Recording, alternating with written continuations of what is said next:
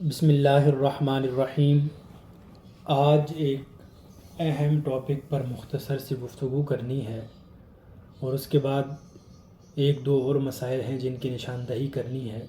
سب سے پہلے تو یہ ہے کہ ایڈوانس نماز پڑھنا، کہ دو حدیثوں کو جمع کیا جا سکتا ہے تو دو نمازوں کو جمع نہیں کیا جا سکتا کہ دو نمازوں کو ایک وقت میں پڑھ لیں، ایڈوانس نماز پڑھ لیں۔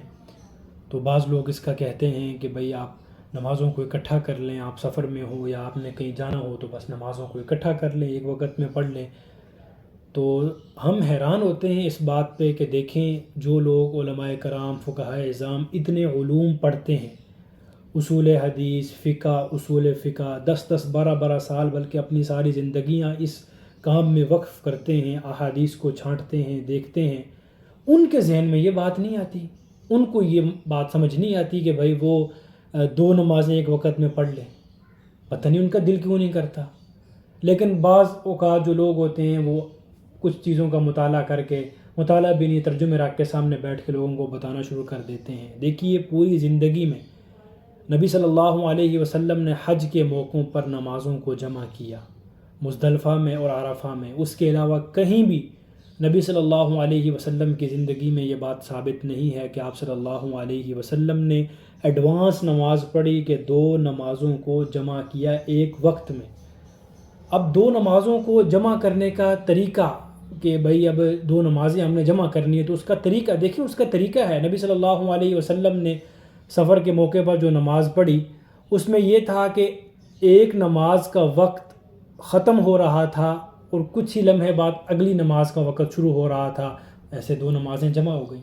میں آپ کو اگزامپل دیتا ہوں کہ آج عصر کی نماز کا جو وقت ہے وہ شروع ہو رہا ہے 5 بجے اور ظہر کا جو وقت ہے وہ اس ٹائم ختم ہو جائے گا۔ تو آپ یوں کریں کہ 4:58 یا 59 تک آپ نماز پڑھ لیں اس کی، ظہر کی، اس کے بعد آپ 2 منٹ وقفہ کر لیں تو اس میں آپ وظائف کر لیں تو اگلی نماز کا وقت 5 بجے شروع ہو جائے گا تو آپ دوسری نماز پڑھ لیں۔ یہ دو نمازیں جمع ہو گئی یا نہیں ہوئی؟ کہ ایک نماز کو اس کے بالکل آخر وقت میں پڑھنا اور دوسری نماز کو اس کے بالکل شروع کے وقت میں پڑھنا، کہ جوں ہی ظہر کا وقت ختم ہوا آپ کی ظہر کی نماز ادا ہو گئی اور آپ نے کچھ ہی لمحے بعد عصر کی نماز پڑھ لی۔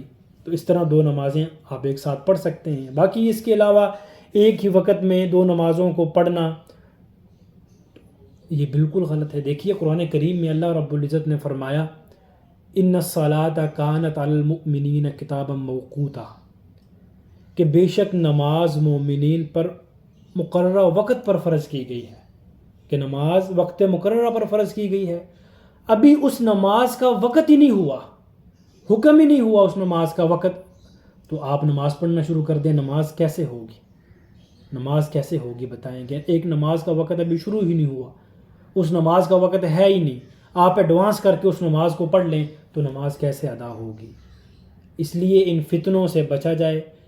فتنے جو پھیلانے والے لوگ ہوتے ہیں وہ لوگوں کا ذہن اس طرف مائل کرتے ہیں، تو اس لیے ایڈوانس نماز پڑھنا کہ دو نمازوں کو اکٹھا کرنا، اس سے بالکل بچا جائے۔ نبی صلی اللہ علیہ وسلم نے پوری زندگی میں سوائے حج کے موقع کے اس کے علاوہ کبھی ایڈوانس نماز دو نمازوں کو اکٹھا کر کے نبی صلی اللہ علیہ وسلم نے نہیں پڑھی۔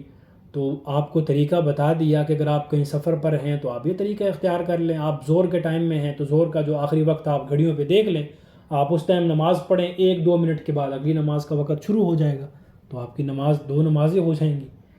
اس کے بعد دوسری چیز جو آج کل پھیلائی جاتی ہے وہ یہ ہے کہ سنت موقدہ، سنت غیر موقدہ، یہ تو مولویوں کی اپنی بنائی ہوئی ہیں، یہ کہاں سے ثابت ہیں؟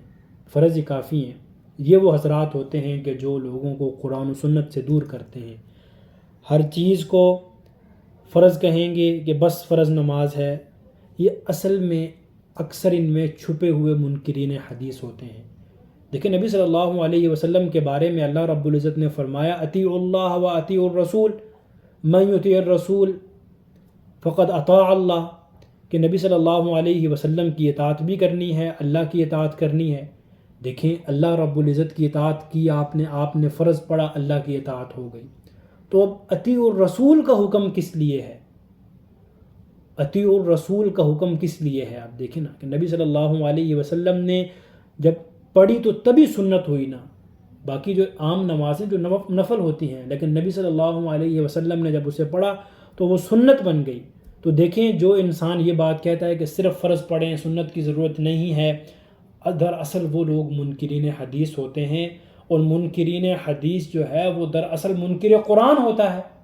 منکر قرآن اس لیے ہوتا ہے کہ اطیع اللہ پر تو عمل ہو گیا، آگے اللہ نے اطیع رسول فرمایا، اس پر عمل ہوا ہی نہیں، تو انسان نے قرآن پر عمل ہی نہیں کیا۔ تو اس لیے ان فتنوں سے بچا جائے۔ باقی اس پر سیرہا گفتگو علماء کرام نے کی ہے، تو مختصر سی بات یہ ہے کہ اگر آپ سنت پڑھیں گے تو اطیع الرسول پر عمل ہوگا۔ اس کے بعد اکثر لوگ باہر جاتے ہیں غیر اسلامی ممالک میں جو کہ مسلمان ملک نہیں ہوتے، تو بعض لوگ کہتے ہیں کیا وہاں پر کمائی کرنا جا کے جائز ہے؟ تو دیکھیے جتنے بھی غیر مسلم ممالک ہیں ان میں جو پاکستان یا دیگر مسلم ممالک سے جو مسلمان گئے ہوئے ہیں وہ اپنے ایمان کو ہم سے زیادہ بہتر بچا رہے ہیں اور بچوں کی تربیت کر رہے ہیں۔ وہ پاکستان کے لوگوں سے زیادہ بہتر وہاں دین پر چل رہے ہیں۔ جس نے نہیں چلنا اس نے پاکستان میں بھی نہیں چلنا، اس نے اسلامی ملک سعودیہ میں بھی رہ کے نہیں چلنا جس نے دین پر نہیں چلنا، لیکن جس نے دین پر چلنا ہے وہ غیر اسلامی ملک میں جا کر بھی بہت اچھے طریقے سے خود کو، اپنے بچوں کو وہ دین میں ڈھال رہے ہیں، بچوں کی تربیت کر رہے ہیں۔ اگرچہ وہاں پر بچوں کا ایمان بچانا جب وہ بالغ ہوتے ہیں مشکل ہوتا ہے، لیکن پھر بھی وہ کوشش کرتے ہیں، مکمل کوشش اور محنت کرتے ہیں، وہ اپنے بچوں کو مکمل دین کی طرف مائل کرتے ہیں، وہاں پر محنت کرتے ہیں۔ زیادہ لوگ وہاں پر جا کر دیندار محنت کرتے ہیں اور بچوں کو بھی دیندار رکھتے ہیں۔ اگر دیکھیں انسان اس نیت سے جائے کہ میں وہاں پر جا کر اسلام یہ دین پر مکمل عمل کروں گا اور ساتھ کماؤں گا بھی، تو اللہ رب العزت اس کو اجر بھی دیں گے اور اللہ رب العزت اسے رزق بھی دیں گے۔ لیکن اگر نیت ہی گندی ہے یہاں سے جی وہاں پہ جا کے میں یہ کروں گا، جی میں وہاں پہ شادی کروں گا، جی میں وہاں سے، تو یہ غلط نیت ہے، تو پھر اس فائدہ کوئی نہیں جانے گا، پھر گناہ ہی گناہ ہے، پھر انسان سیدھا نہیں ہو سکتا۔ اس لیے اگر آپ کو باہر نوکری ملتی ہے غیر اسلامی ملک میں، آپ وہاں پر جائیں، جا کر کام کریں، خود بھی دیندار بنیں اور آپ مثال بنیں لوگوں کے لیے، لوگوں کو دین میں لے کر آئیں، لوگ دین میں آئیں گے۔ اگر آپ ہی وہاں پر جا کر لوگوں کی طرح انہی کے کاموں میں مشغول ہو جائیں گے حرام کھانا، وہ آپ سے کیا تربیت حاصل کریں گے؟ وہ کہیں گے ہم جن سے بہتر ہیں۔ دعا ہے اللہ رب العزت سے وہ ہمیں نیک اعمال کی توفیق عطا فرمائے۔